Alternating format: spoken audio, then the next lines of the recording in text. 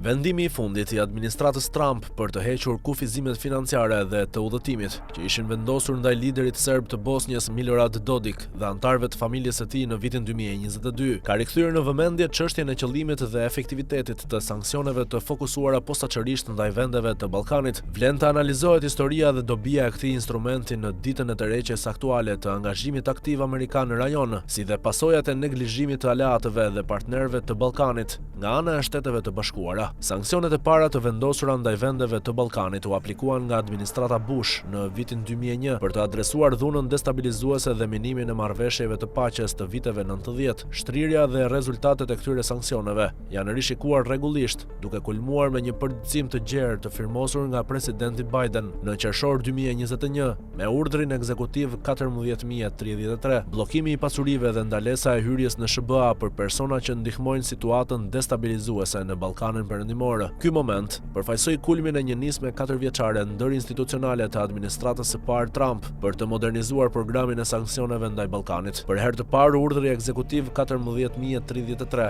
adresoi korrupsionin endemik në qeveritë dhe institucionet e Ballkanit Perëndimor. Ky ndryshim u përshëndet gjerësisht në Ballkan, ku evidentimi i politikanëve të korruptuar nga SBA u konsiderua si çelësi për të thyer spiralen e pandëshkueshmërisë. Politikanë të fuqishëm kishin abuzuar me pushtetin dhe kishin bllokuar reformat përmes rrjeteve të patronazhit, të mbështetura nga vende si Rusia, që kishin interes në ruajtjen e status quo-s. Urdhri 14033 shtoi sanksione financiare të fokusuara në rajon në arsenalin e SBA-s për të luftuar këtë burim të paqëndrueshmërisë, ashtu si kufizimet e vizave të bazuara në korrupsion që janë zbatuar për më shumë se 20 vjet në Ballkan. Ky mjet kishte për qëllim të mbështeste lider rajonal që punonin për qeverisje të mirë, të fuqizonte shoqërinë civile, që kërkon transparencë, të trimëronte gazetarët investigativ, që nxisnin llogaridhënie dhe të ndiste shpresën e qytetarëve për një të ardhme më të mirë. Me përjashtim të Serbisë dhe Bosnjës, ku disa ndjenë se serbët etnik ishin në shënjesër të padrejtë, mbulimi mediatik në rajon ishte pozitiv. Shumë autoritete rajonale mbështetën plotësisht zbatimin e urdhrave dhe bashkëpunuan në programet për të drejtat e njerëzit dhe sundimin e ligjit, një ndihmë edhe për vetë amerikanët. Këto masa ndihmuan edhe vetë Shtetet e Bashkuara, duke promovuar kushte të barabarta për bizneset amerikane që kishin investuar ose synonin të investonin në rajon,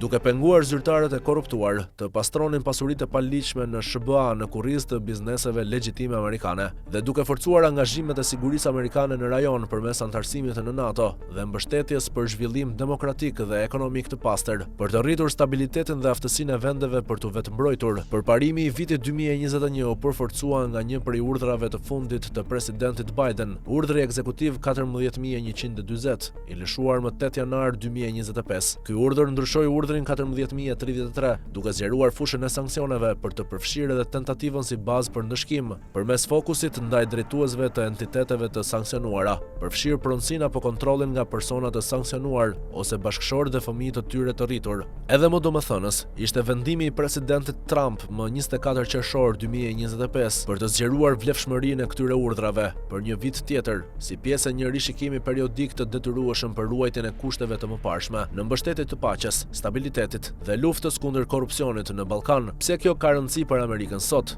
Sanksionet që synojnë aktorë të dëmshëm në rajon, përfshirë ata që përpiqen të destabilizojnë situatën, kanë qenë mjet i rëndësishëm dhe efektiv për SBA-n për të nxitur ndryshimin në rajonin e Ballkanit Perëndimor. Urdhri 14033 zgjeroi këtë mjet për të ndëshkuar një gamë më të gjerë sjelljesh të dëmshme në rajon, përfshirë korrupsionin, keqpërdorimin e aseteve publike, përvetësimin e pasurive private për qëllime personale ose politike dhe rishfetin, lloj aktivitetesh që i kanë penguar bizneset amerikane të konkurrojnë ndershmërisht për tregje dhe investime. Duke mbrojtur qeverisjen e mirë dhe transparencën, SBA dhe BE kanë punuar për integrimin e rajonit në strukturat evropiane dhe euroatlantike. Shtetet e Bashkuara kanë qenë të angazhuara prej kohësh për të promovuar transparencën, llogaridhënien dhe qeverisjen e mirë në vendet e Ballkanit, për të përmbushur qëllimin e përbashkët për një Evropë të bashkuar, të lirë dhe në paqe. Kanë mbështetur reformat që kërkojnë për integrimin e rajonit në institucionet evropiane dhe kanë sfiduar ata që duan një rajon të dobët dhe të përçarë jashtë hapësirës transatlantike. SBA ka dashur rajonin të përparuar me bazë legjitime ekonomike dhe stabilitet të brendshëm politik për të përballur me presionet padëshiruara nga Rusia, Kina dhe Irani. Autoriteti për të vendosur sanksione ka qenë pjesë kyçe e këtij angazhimi. Heqja e sanksioneve ndaj personave si Dodik, të cilët nuk janë armiq të Amerikës por të Rusisë, do të thotë që amerikanët, brenda dhe jashtë vendit, do të paguajnë kosto afatgjata ekonomike për të dhënë një kalim të lirë atyre që nxisin destabilitet qytet në Ballkan për përfitime personale.